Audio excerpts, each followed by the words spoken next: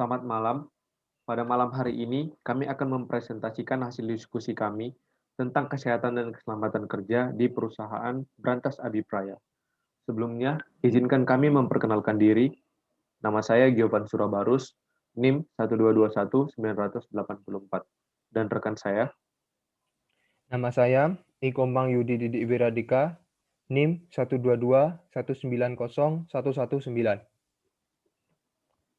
Pada kesempatan kali ini, hal-hal yang akan kami bahas adalah studi kasus, gambaran umum PT Brantas Abipraya, kecelakaan akibat kerja, penanggulangan kecelakaan akibat kerja, penyakit akibat kerja, penanggulangan penyakit akibat kerja, analisis resiko, pengendalian resiko, dan kesimpulan dan saran. Kita langsung masuk ke poin yang pertama, yaitu studi kasus. Studi kasus yang kami angkat adalah penerapan standar kasus keselamatan dan kesehatan kerja pada proyek pembangunan gedung kantor Pemkab Lamongan oleh PT Brantas Abipraya. Secara umum, penerapan standar keselamatan dan kesehatan kerja proyek jasa konstruksi telah berjalan dengan baik, yaitu sesuai dengan ketentuan yang telah ditetapkan oleh standar. Karyawan dan pekerja menyatakan bahwa pihak kontraktor sebagai pelaksana proyek telah melakukan semua unsur yang ada di dalam keselamatan dan kesehatan kerja pada proyek kali ini.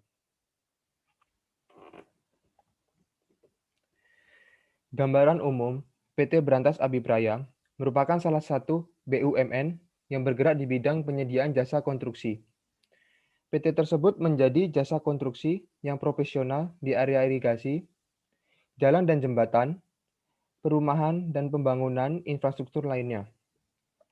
PT Brantas Abipraya adalah sebuah grup perusahaan yang mengintegrasikan kemampuan teknik, manajerial dan keahlian yang tidak hanya memahami tentang konstruksi, tetapi juga perencanaan, perancangan, pengawasan, dan juga quality control.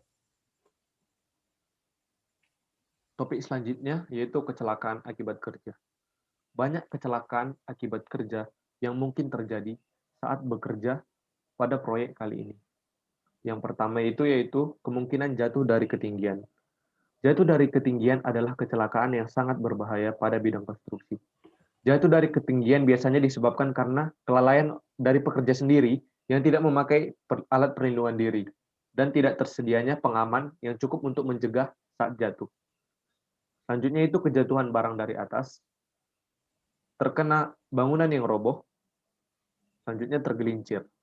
Pada umumnya, kecelakaan tergelincir ini disebabkan oleh jalan yang licin dan yang gelap. Selanjutnya itu terjepit. Selanjutnya terkena benturan keras.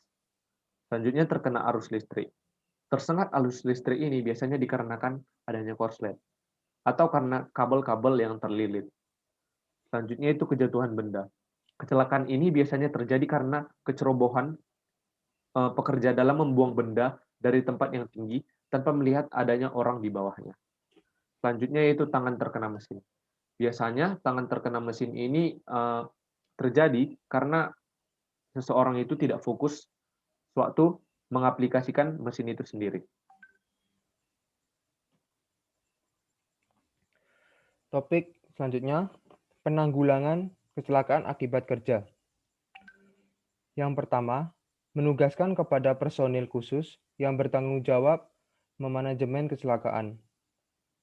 Selanjutnya, memasang rambu-rambu peringatan. Memasang rambu-rambu peringatan, kita dapat memasang seperti peringatan bas benda jatuh, peringatan awas listrik, peringatan awas lubang void, ataupun serta peringatan rambu proyek yang lainnya. Selanjutnya, menutup lubang void serta memberi railing sementara. Pemasangan railing pun dipasang di area tepi struktur gedung, supaya pekerja aman dari bahaya jatuh dari ketinggian. Selanjutnya, menggunakan alat keselamatan kerja. Menggunakan alat keselamatan kerja sebagai pelindung diri, semisalnya kita menggunakan sepatu safety, menggunakan sabuk pengaman, menggunakan helm proyek, maupun menggunakan penutup kuping sebagai pelindung diri terhadap suara bising mesin. Selanjutnya, memberikan penyuluhan sesering mungkin. memberikan penyuluhan sesering mungkin dengan mengumpulkan seluruh pekerja sehingga bisa mengarahkan serta mengingatkan mengenai bahayanya kecelakaan proyek serta menghimbau supaya para pekerja untuk berhati-hati dalam bekerja. Selanjutnya dan terakhir, membersihkan area kerja sesering mungkin. Membersihkan area kerja sesering mungkin dapat menimbulkan suasana kerja yang menyenangkan dan juga dapat terhindar dari resiko-resiko benda yang berserakan di bawah yang dapat membahayakan kaki-kaki para pekerja. Selanjutnya yaitu penyakit akibat kerja. Banyak penyakit akibat kerja yang didapati oleh pekerja pada pekerjaan konstruksi. Yang pertama yaitu kematian. Kematian ini adalah bisa dibilang yang paling fatal karena menyebabkan pekerja itu kehilangan nyawanya sendiri. Yang kedua yaitu cacat. Cacat itu adalah keadaan hilang atau berkurangnya fungsi anggota badan yang secara langsung atau tidak langsung mengakibatkan hilangnya atau berkurangnya kemampuan untuk menjalankan pekerjaan tersebut. Cacat itu sendiri terbagi menjadi 3, yaitu yang pertama cacat sebagian untuk selamanya. Cacat ini adalah cacat yang mengakibatkan hilangnya sebagian atau beberapa bagian dari anggota tubuh. Selanjutnya, cacat kekurangan fungsi.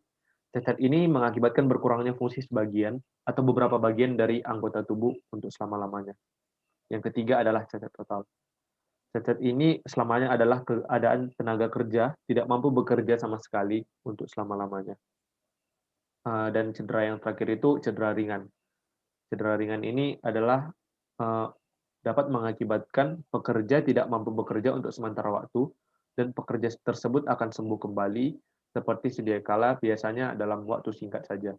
Contoh-contoh cedera ringan ini yaitu keseleo, memar, regang otot, dan lain-lain. Topik selanjutnya, penanggulangan penyakit akibat kerja. Yang pertama, ada namanya pencegahan primer. Pencegahan primer ini adalah usaha atau tindakan para pekerja agar tidak terkena zat-zat berbahaya. Bentuk usaha yang dapat kita lakukan, itu yang pertama, kita dapat membuat undang-undang atau peraturan yang menyangkut penyakit akibat kerja. Yang kedua, kita dapat menggunakan alat pelindung diri. Yang ketiga, kita dapat pemeriksaan kesehatan sebelum para pekerja itu melakukan pekerjaan. Yang keempat, kita bisa melatih atau memberikan informasi agar para pekerja ini mengetahui dan berhati-hati terhadap berbagai kemungkinan adanya berbahaya. Dan yang terakhir, kita dapat memberikan pendidikan atau penyuluhan kepada para pekerja ini tentang adanya K3. Selanjutnya, ada yang dinamakan pencegahan sekunder. Pencegahan sekunder diperlukan untuk mendeteksi dini penyakit akibat kerja. Hal yang dapat kita lakukan, yang pertama itu adalah penyuluhan. Yang kedua, kita dapat melakukan identifikasi zat-zat yang dapat membahayakan. Yang ketiga, pemeriksaan kesehatan yang berkala. Dan yang terakhir, kita dapat melakukan surveillance penyakit akibat kerja. Ada yang pencegahan yang terakhir yang dinamakan pencegahan tersier. Pencegahan tersier yaitu pencegahan yang terjadi kecacatan pada pekerja yang sudah terkena penyakit akibat kerja. Hal yang dapat kita lakukan pada pencegahan tersier ini, yang pertama kita dapat mengistirahatkan pekerja tersebut. Yang kedua, kita dapat melakukan pemindahan pekerja ke tempat yang istilahnya lebih aman daripada yang sebelumnya. Dan terakhir, kita dapat melakukan pemeriksaan yang berkala untuk evaluasi penyakit-penyakit yang diderita.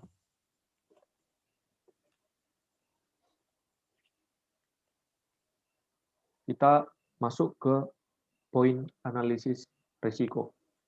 Risiko-risiko kerja biasanya terjadi karena yang pertama yaitu kurangnya kesadaran pekerja terhadap pentingnya K3.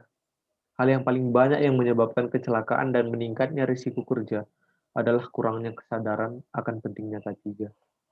Banyak pekerja yang sangat sepele terhadap K3 itu sendiri. Padahal hal inilah yang sangat penting yang harus dipahami dan dilaksanakan pada saat bekerja di lapangan. Yang selanjutnya adalah pekerja baru dan kurang berpengalaman. Pengalaman tentu saja berpengaruh besar pada risiko keselamatan kerja. Seperti kata pepatah, yaitu Allah bisa karena biasa. Begitu juga dalam bekerja. Semakin lama bekerja, akan semakin berpengalaman. Maka dari itu pengalaman dapat meminimalisir risiko bekerja sehingga mengurangi risiko terjadinya kecelakaan pada saat bekerja. Yaitu selanjutnya adalah kurangnya persiapan. Kurangnya persiapan sama halnya seseorang sedang merencanakan kegagalan.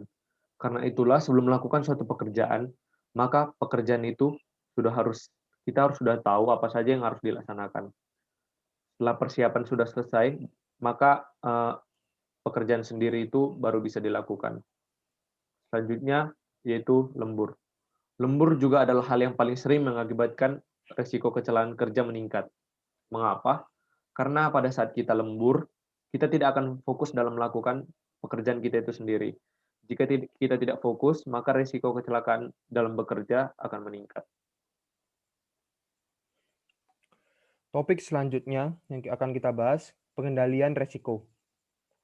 Yang pertama, menghindari resiko. Menghindari resiko dengan tidak melakukan aktivitas yang beresiko dan memilih melakukan kegiatan yang tidak memiliki resiko sama sekali. Selanjutnya, mitigasi atau reduksi atau mengurangi resiko. Itu dapat kita lakukan atau kita tindakan untuk mengurangi peluang terjadinya peristiwa yang tidak kita harapkan. Semisalnya, perusahaan tersebut memilih orang-orang yang berkompeten untuk dipekerjakan di proyek tersebut. Selanjutnya, menerima resiko. Menerima resiko ini tetap melakukan pekerjaan yang mengandung resiko dengan tidak melakukan perubahan apapun. Namun, penyiapan rencana kontingensi jika terjadi resiko. Selanjutnya, ada yang namanya transfer resiko. Transfer resiko yakni dengan mengalihkan resiko ke pihak lain, semisalnya perusahaan tersebut membeli asuransi. Selanjutnya, mentaati SOP.